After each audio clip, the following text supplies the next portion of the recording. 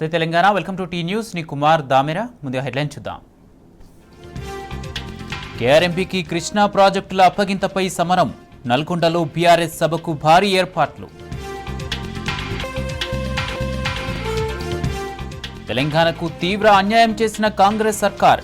కేసీఆర్ను బదనాం చేసే కుట్రలు చేస్తుందని కవిత ఫైర్.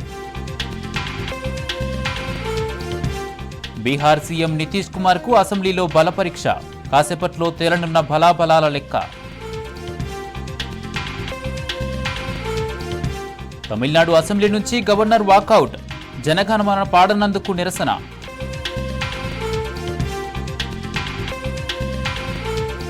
పాకిస్తాన్లో నవాజ్ షరీఫ్, బిలావత్ భుట్టో మిలాఖత్. మిలిటరీ ప్రోద్బలంతో ప్రభుత్వ ఏర్పాటుకు సంసిద్ధం.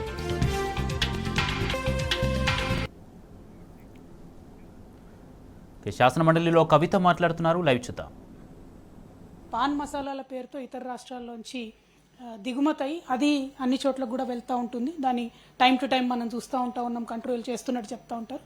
కాకపోతే ప్రభుత్వం మారినప్పుడల్లా మళ్ళీ సిస్టమ్స్ అన్నీ కూడా ఒక్కసారి రీవాల్యుయేట్ చేసుకొని ఇంకా పకడ్బందీగా గుట్కా ఎక్కడ మన రాష్ట్రంలో అమ్మకుండా చూడాలనేటటువంటిది కూడా విజ్ఞప్తి చేస్తూ ఉన్నాం సార్.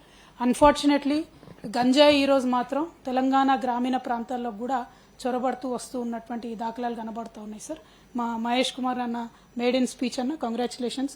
నిజామాబాద్ నుండి మీరు పెద్దల సభకు వచ్చినందుకు అభినందనలు తెలియజేస్తూ ఉన్నాం.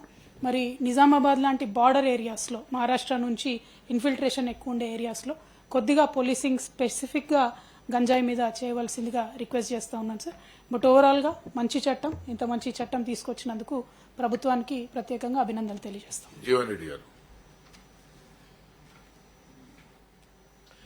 అధ్యక్ష, సమాజంలో యువకులను ప్రత్యేకంగా వీళ్ళ పెడదారి పట్టించే విధంగా, వాళ్ళ ఆరోగ్యానికి హాని కలిగే విధంగా ఏదైతే హుక్కా బార్లు మరి అనుమతించడం జరుగుతుందో వాడిని నిషేధింపజేసే విధంగా రాష్ట్ర ప్రభుత్వం గౌరవ ముఖ్యమంత్రి గారు ఈ చట్టాన్ని రూపొందించి ఈరోజు సభలో ప్రవేశపెట్టడం నిజంగా అభినందనీయం. ఇలా వాస్తవంగా మనకు రాజధాని లాంటి నగరాల్లో ఏదైతే ఉందో హుక్కా బార్లు అనుమతించడం జరుగుతుంది. ఇప్పుడే మహేష్ గౌడ్ గారు కానీ మేడం గారు పేర్కొన్నట్టు వీళ్ళ ఇతర నగరాలలో, జిల్లా కేంద్రాలే కానీ ఈవెన్ గ్రామీణ ప్రాంతంలో కూడా ఈ గంజాయి వాడకం ఎక్కువ పెరిగిపోయిందని చెప్పంటున్నా. వీళ్ళ కాలేజీ విద్యార్థులు కానీ ఇంటర్మీడియట్ స్టూడెంట్స్ కూడా ఏదైతే ఉందో గంజాయి వాడకం బాగా పెరిగిపోయింది. ఈ గుట్కా అనేది మరి అధికారికంగా నిషేధింపబడ్డప్పటికీ కూడా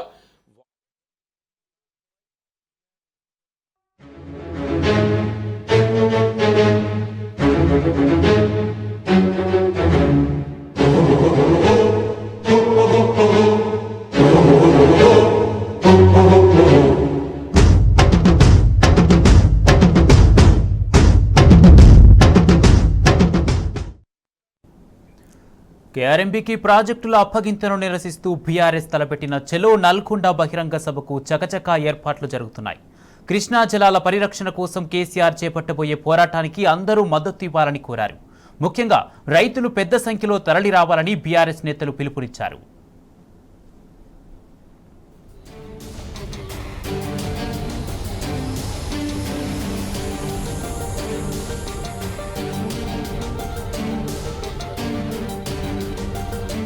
కృష్ణా జలాల్లో తెలంగాణ వాటా కోసం బీఆర్ఎస్ బోరుబాట పట్టింది.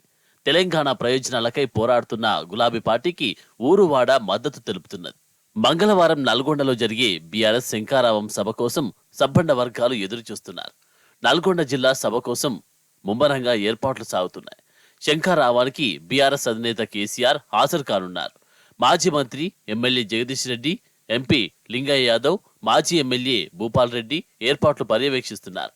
నల్గొండ శంఖారావం కోసం కృష్ణా బేసిన్ అన్నదాతలు సన్నద్ధమవుతున్నారు.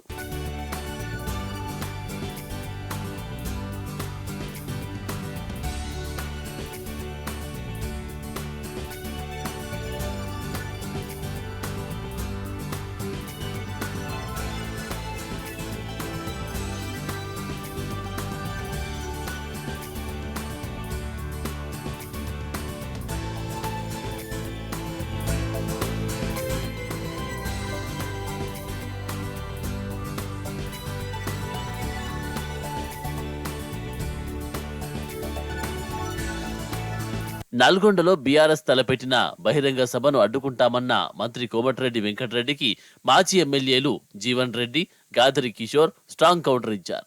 తెలంగాణ రైతులకు అన్యాయం చేస్తున్న కేంద్రంపై కేసీఆర్ యుద్ధం ప్రకటిస్తే కాంగ్రెస్ నేతలు కలిసి రావాల్సింది పోయి నోటికొచ్చినట్టు మాట్లాడుతున్నారని ఫైర్ అయ్యారు. కాంగ్రెస్ హైకమాండ్ మెడలు వంచి తెలంగాణ రాష్ట్రాన్ని సాధించిన కేసీఆర్ ను అడ్డుకునే దమ్ము ఎవరికీ లేదని తేల్చి చెప్పారు. ప్రజా వ్యతిరేక విధానాలు అవలంబిస్తున్న కాంగ్రెస్ కు ప్రజలే త్వరలో బుద్ధి చెప్తారని హెచ్చరించారు. ఈ ప్రాంతంలో ఉన్నటువంటి కోమటిరెడ్డి జోకర్ బ్రదర్స్ ఇద్దరు మేం కేసీఆర్ సభను పెట్టనీయం అడ్డుకుంటామన్నారు. కేసీఆర్ సభను అడ్డుకునే దమ్ము ఎవరికి లేదు. ఈ దేశంలోని 36 జాతీయ పార్టీలను ఒప్పించి మెప్పించి ఆనాడు అధికారంలో ఉన్నటువంటి కాంగ్రెస్ పార్టీ మెడలు వంచి తెలంగాణ రాష్ట్రాన్ని సాధించిన నాయకుడు. ఆ సాధించిన రాష్ట్రంలో ప్రతి ఎకరానికి నీళ్లు ఇవ్వాలన్న తపనతో ప్రతి నిమిషం ఎప్పుడు కూడా ఈ ప్రాంతాల్లో ఎవరిని అడుగుపెట్టారు ఇయ్యలే. అట్లాంటిది స్వయంగా ఈ ప్రాంతంలో ఇరిగేషన్ మంత్రి ఉంటే ఇలా కాంగ్రెస్ వస్తే మార్పు వస్తా అంటే వచ్చింది మార్పు. నల్గొండ జిల్లాలో నాగార్జున సాగర్ డ్యామ్ పైన కేంద్ర బలగాలు వచ్చినాయి. మొత్తం 5 ఏళ్ళ ఎంపీగా ఉంటే ఒక్కసారి కూడా రాని నువ్వు ఈ ప్రాంత ప్రయోజనాల గురించి నీకు ఏమెరికనయ్యా? కేఆర్ఎంబీకి ప్రాజెక్టుల అప్పగింతను నిరసిస్తూ బీఆర్ఎస్ తలపెట్టిన చెలో నల్గొండ బహిరంగ సభకు చకచకా ఏర్పాట్లు జరుగుతున్నాయి. ఇదే సభకు సంబంధించి నల్గొండ నుంచి మా ప్రతినిధి పూర్తి అప్డేట్స్ అందిస్తారు. రాము కుమార్, రేపు కేసీఆర్ గారు హాజరైనటువంటి సభ ఏర్పాట్లన్నీ కూడా చాలా గ్రాండ్గా జరుగుతూ ఉన్నాయి. ప్రస్తుతం మనం సభా ప్రాంగణంలో ఉన్నాం. నల్గొండ పట్టణంలోని మరిగూడ బైపాస్ వద్ద ఏర్పాట్లన్నీ కూడా చాలా జోరుగా చేస్తూ ఉన్నారు. నల్గొండ, ఖమ్మం, మహబూబ్నగర్, రంగారెడ్డి, హైదరాబాద్ జిల్లాల నుంచి పెద్ద ఎత్తున రైతన్నలు, కార్యకర్తలు ఇక్కడ తరలి వస్తున్నారు కాబట్టి పెద్ద ఎత్తున ఏర్పాట్లు కూడా జరుగుతూ ఉన్నాయి. ఇక ఎన్నికల తర్వాత ముఖ్యమంత్రి గారు, మాజీ ముఖ్యమంత్రి గారు పాల్గొన్నటువంటి మొట్టమొదటి సభ కాబట్టి కేసీఆర్ గారిని చూడడానికి, ఆయన ప్రసంగాన్ని వినడానికి అతిపెద్ద సమస్య పైన పోరాటాన్ని చేస్తున్నారు కాబట్టి, పిడికిలు బిగించారు కాబట్టి ఆ స్పీచ్ అంతా వినడానికి కూడా పెద్ద ఎత్తున ఇక్కడ కార్యకర్తలు, రైతులు తరలి వస్తున్నటువంటి పరిస్థితి కూడా మనం గమనిస్తూ ఉన్నాం. ప్రస్తుతం ఈ సభ ఏర్పాట్లను తుంగతుర్తి మాజీ ఎమ్మెల్యే గాదర్ కిషోర్ కుమార్ గారు, అదేవిధంగా ఆర్మూర్ మాజీ ఎమ్మెల్యే జీవన్ రెడ్డి గారు పరిశీలిస్తూ ఉన్నారు. వారితో మనం మాట్లాడదాం. సార్, ఎట్లా ఉంది సార్ సభ ఏర్పాట్లు ఎట్లా ఉన్నాయి? మీరు సన్నాహక సమావేశాలు పెడతా ఉంటే పార్టీలకు ఖచ్చితంగా రైతన్నలు తరలి వస్తూ ఉన్నారు సార్, వాళ్ళు ఆవేదన చెందుతూ ఉన్నారు. ఈ సభ ద్వారా ఏం చెప్పదలుచుకుంటున్నారు? ఈ సభ ద్వారా ఎట్లా ఒత్తిడి పెంచబోతా ఉన్నారు? తెలంగాణ జాతిపిత తొలి ముఖ్యమంత్రి వర్యులు శ్రీయుతులు కల్వకుంట్ల చంద్రశేఖరరావు గారు రేపు రానున్నటువంటి ఈ చెలో నల్గొండ కార్యక్రమం ఏదైతుందో ప్రజలకు అందరికీ తెలుసు. ప్రధానమైనటువంటిది కేఆర్ఎంబీకి సంబంధించి శ్రీశైలం డ్యామ్ కానివ్వండి, సాగర్ డ్యాముకు సంబంధించినటువంటి నీటి నిర్వహణ బాధ్యతలు కేఆర్ఎంబీకి అప్పచెప్తూ ఒప్పుకొని వచ్చినటువంటి ఈ దగులుబాజీ ప్రభుత్వం, చాతగాని ప్రభుత్వం, అసమర్థత కలిగినటువంటి ప్రభుత్వం చేసినటువంటి చర్యను నిలదీసే విధంగా, ప్రజలకు అర్థమయ్యే విధంగా రైతాంగం కోసం ఉద్యమాన్ని మరొకసారి చేయాల్సినటువంటి అవసరం ఉంది. నా ప్రజలకు చీమగుట్టను ఊరుకునేది లేదు. అది పదవిలో ఉన్నా, ఉద్యమంలో ఉన్నా, ప్రతిపక్షంలో ఉన్నా ప్రజల కోసమే నేను రెడీగా ఉంటా. అవసరమైతే ప్రజల కోసం కొట్లాడుతూ ముందు పోతున్నటువంటి సందర్భంలో ప్రజల మధ్య నా పానం పోయినా సరే కానీ వెనకడుగు వేయాలని కేసీఆర్ గారు బయలుదేరుతున్నటువంటి నేపథ్యంలో ఈ నల్గొండ జిల్లా, ఉమ్మడి నల్గొండ జిల్లాకు సంబంధించి కానివ్వండి, సాగర్ ఆయకట్ట కింద ఉండేటువంటి అందరు రైతాంగం కూడా భారీ ఎత్తున తరలి రావడానికి ఏర్పాట్లు చేసుకుంటా ఉన్నారు. వచ్చేటువంటి రైతులు ఎవ్వరు కూడా ఈ మీటింగ్లో అందరూ కూడా కేసీఆర్ గారు చూసి కేఆర్ఎంబీ యొక్క అసలు విషయం ఏంది, దాని యొక్క విశ్లేషణ ఏంది, అది అర్థవంతంగా వాళ్ళకి అర్థమయ్యే విధంగా వినాలే, చెప్పాలనేటువంటి ఆశతో వచ్చిన వాళ్ళకి ఎలాంటి ఇబ్బంది కలగకుండా వాళ్ళందరినీ కూడా జాగ్రత్తగా చూసుకొని ఏర్పాటు చేయాల్సిన బాధ్యత మా మీదనే ఉంటుంది. అది జిల్లా పార్టీగా ఇక్కడ చేస్తూ ఉన్నారు. ఆల్రెడీ జిల్లా పార్టీ అధ్యక్షుడు కానివ్వండి, మాజీ మంత్రి జగదీష్ రెడ్డి గారు కానివ్వండి. అదే సందర్భంలో మా నియోజకవర్గాల నుంచి తరలి వస్తున్నటువంటి వారిని కూడా సమన్వయపరచడం కోసం మాకు నియోజకవర్గాలు కూడా ఎన్నికల పరీక్షలు కూడా వచ్చారు. మా దగ్గర జీవన్ రెడ్డి గారు కానీ, పక్కన సుమన్ గారు కానీ, ఇంకో దగ్గర క్రాంతి గారు కానీ, వీళ్ళందరూ కూడా వచ్చి సమన్వయపరుస్తూ ఉన్నారు. మనం గమనించాల్సింది, కేసీఆర్ గారు బయటకు వస్తున్నాం, కేఆర్ఎంబీకి అప్పచెప్పడం తప్పు. 10 సంవత్సరాలు నా ప్రభుత్వం ఉంటే అప్పచెప్పమని చెప్పేసి అడిగితే నేను ఎట్టి పరిస్థితుల్లో ససేమిరా అంటే, అవసరమైతే నీకు ప్రభుత్వాన్ని కూల్చేసైనా సరే మేము చేస్తామంటే నీ సమస్య రాష్ట్రపతి పాలన పెట్టుకో, నాకు ప్రభుత్వం ముఖ్యం కాదు ప్రజలు ముఖ్యం అని చెప్పి కేసీఆర్ గారు ఎదురు దిగి నిలబడరు గజేంద్ర సింగ్ షెకావత్ మాట్లాడితే. కానీ ఈరోజు మాత్రం ఈ సన్నాసులకు చదువు రాదు, ఇరిగేషన్ ప్రాజెక్టుల గురించి ప్రజెంటేషన్ ఇస్తాం రారా అంటేనేమో వాడు ప్రిపేర్ అయ్యి రాలేదంటే ఉత్తమ్ కుమార్ రెడ్డి. ఆ దౌర్భాగ్యుడు మాకు ఇవాళ మంత్రి, అసలే చదువు రాడు, ఇంగ్లీష్ లెటర్ వస్తే అర్థం కానడు మాకు ముఖ్యమంత్రి. ఇలాంటి ఓటునోడు దొంగలను తీసుకొచ్చి మన ఎత్తి మీద పెట్టి మా దౌర్భాగ్యం తెలంగాణ ప్రజలది. ఈ రోజు దాన్ని సవరించుకోవడం కోసం కేసీఆర్ గారు బయటికి వెళ్తుంటే లేదు మేము కూడా కేఆర్ఎంబీకి అప్పచెప్పాం, మేము కూడా తీర్మానం చేసి పంపుతామని చెప్పేసి ఇప్పుడు అసెంబ్లీలో రేవంత్ రెడ్డి గారు మాట్లాడుతున్నారు. అంటే ఇది కేసీఆర్ గారు బయటకు వస్తున్నారంటే ఎవరి కోసం వస్తున్నారు? ప్రజల కోసం వస్తున్నారు. కాబట్టి ఇది కేసీఆర్ గారి విజయం, ఇది బీఆర్ఎస్ పార్టీ విజయం, ప్రధానంగా తెలంగాణ రైతాంగం ప్రజల యొక్క విజయం అనేటువంటిది స్పష్టమవుతా ఉన్నది. ఇప్పటికైనా బుద్ధి తెచ్చుకొని, అవగాహన లేకపోతే కూర్చొని అన్ని అర్థం చేసుకొని, అవగాహన చేసుకొని నీటి నిర్వహణ బాధ్యతలు ఎట్టి పరిస్థితిలో కేఆర్ఎంబీకి అప్పచెప్పకుండా, మొన్న ఏదైతే ఎన్నికల 2 నెలల ముందు మోడీ గారు కమిటీని రిక్రూట్ చేస్తూ సంతకం పెట్టిండో మీరు ఇంకొక కమిటీ వేయండి, ఇప్పుడు ట్రిబ్యునల్ వేయండి, ఆ ట్రిబ్యునల్ ద్వారా ఆంధ్రప్రదేశ్ వాటా తెలంగాణ వాటా తేల్చండి అని చెప్పేసి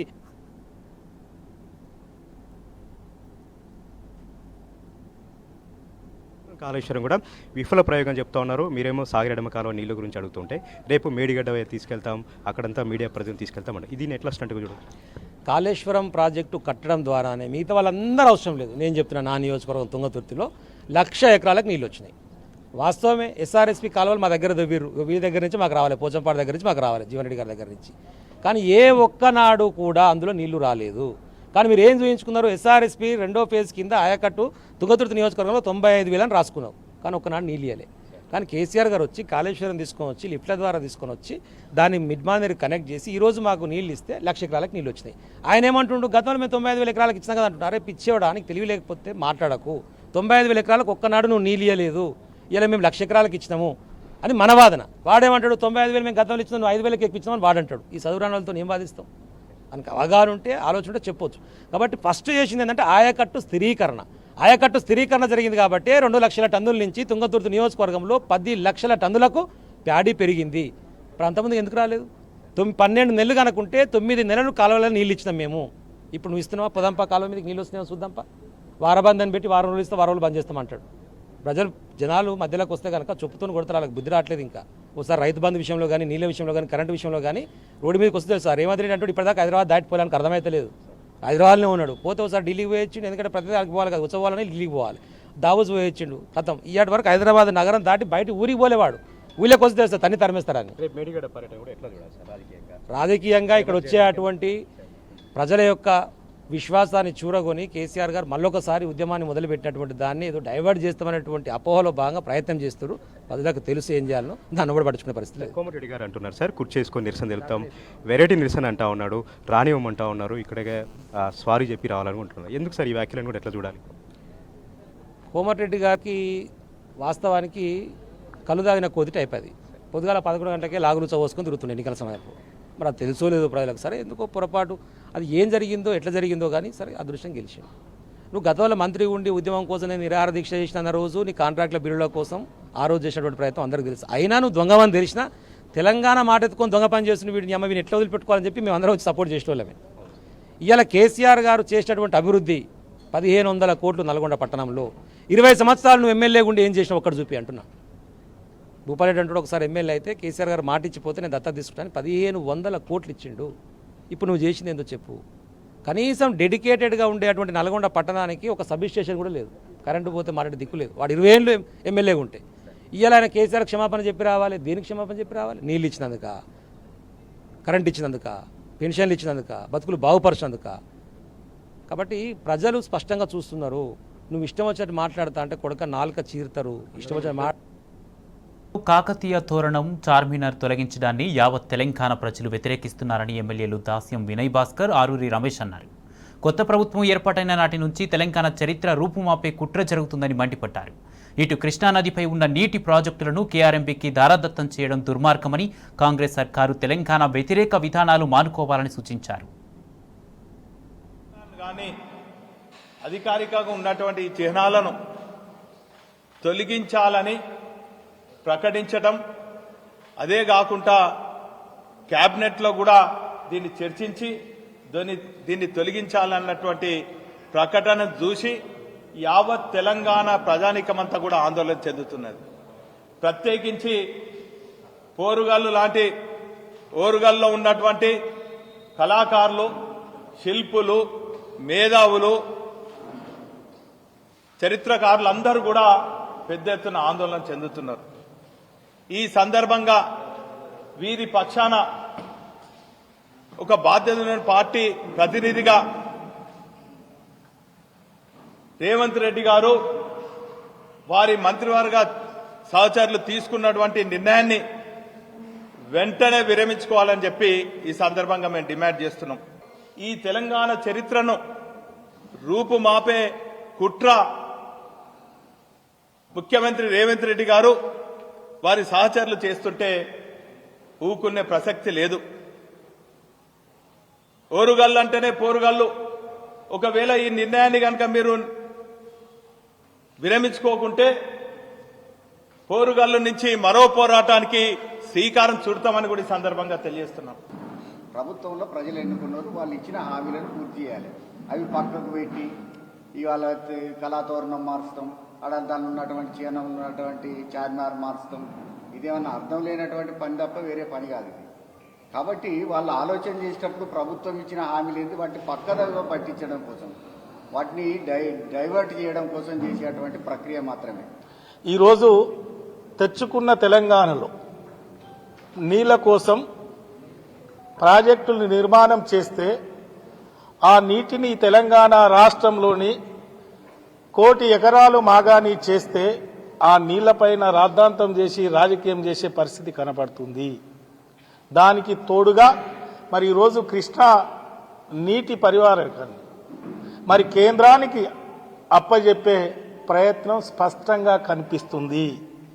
దానికి నిరసనగా మన నీళ్లు మన హక్కు అని కొట్లాడడం కోసం మరో ఉద్యమం మరి కేసీఆర్ గారి నాయకత్వంలో రేపు శ్రీకారం చుట్టబోతుంది. కాబట్టి వరంగల్ జిల్లా నుండి మరి పెద్ద ఎత్తున కూడా తరలి రావాలని నేను ఈ సందర్భంగా మనవి చేస్తున్నా. బీఆర్ఎస్ సర్కారు నిర్మించిన ప్రాజెక్టులపై సీఎం రేవంత్ రెడ్డి అక్కసు వెళ్లగక్కుతున్నాడు. ప్రతి నీటి బొట్టును ఒడిసిపట్టే ప్రయత్నంలో భాగంగా నిర్మించిన ప్రాజెక్టుపై రాజకీయ విమర్శలు చేస్తున్నాడు. విచారణ పేరుతో రాష్ట్ర ప్రజలను మభ్యపెడుతూ కుట్రలకు తెగబడుతున్నాడు. ఎన్నికల ముందు చేసిన విమర్శలు అబద్ధమని బయటపడతాయోనని బీఆర్ఎస్పై బురద జల్లే ప్రయత్నం చేస్తున్నాడు రేవంత్ రెడ్డి.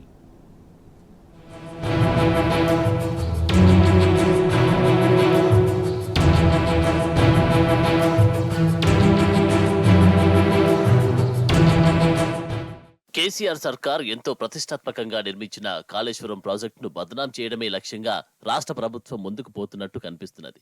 ఇందులో భాగంగానే ప్రాజెక్టుపైకి దండయాత్రకు శ్రీకారం చుట్టింది. లక్షల కోట్లు వెచ్చించి నిర్మించిన ప్రాజెక్టుల్లో లోపాలు సర్వసాధారణం. కానీ ఇక్కడ కేవలం అవినీతిపైనే విజిలెన్స్ విచారణ జరిపిన ప్రభుత్వం ఇప్పటి వరకు టెక్నికల్ గా ఎలాంటి ఎంక్వైరీ చేయలేదు. మేడిగడ్డ బరాజ్లో పిల్లర్ కుంగడంపై సిడబ్ల్యూసీకి ప్రభుత్వం లేఖలు రాయగా ఇప్పటి వరకు సిడబ్ల్యూసీ చైర్మన్ గాని సభ్యులు గాని ప్రాజెక్టులను పూర్తి స్థాయిలో పరిశీలించలేదు. అలాగే ఎన్డీఎస్ఏ నుంచి ప్రత్యేకంగా బరాజ్ను సందర్శించలేదు. త్వరలోనే ప్రత్యేక కమిటీని వేస్తామన్న ప్రభుత్వం ఇప్పటి వరకు స్పందించలేదు.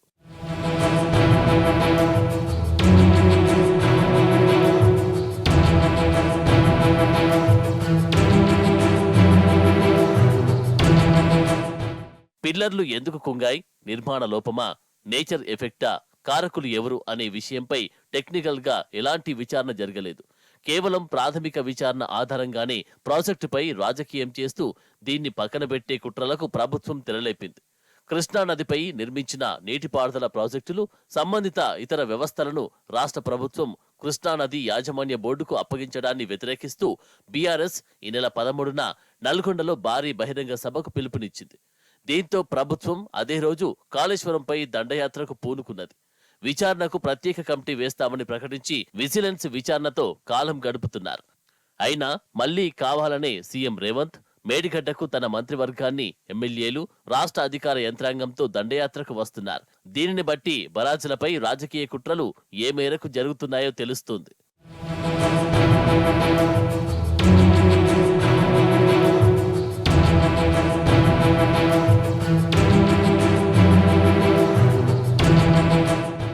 ఈఎన్సీ వెంకటేశ్వర్లను తొలగించిన ప్రభుత్వం కె సుధాకర్ రెడ్డిని నోడల్ అధికారిగా నియమించింది.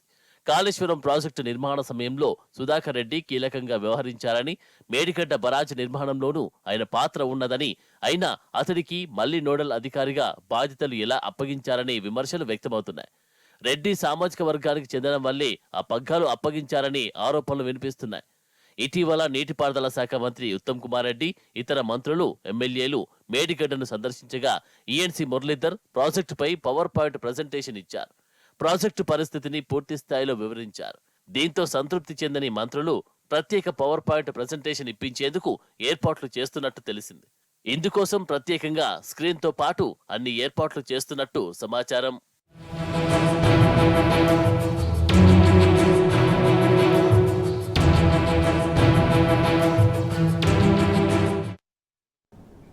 రైట్, ఇక ఇవి ఇప్పటివరకున్న అప్డేట్స్. మరిన్ని అప్డేట్స్ కోసం చూస్తూనే ఉండండి టీ న్యూస్.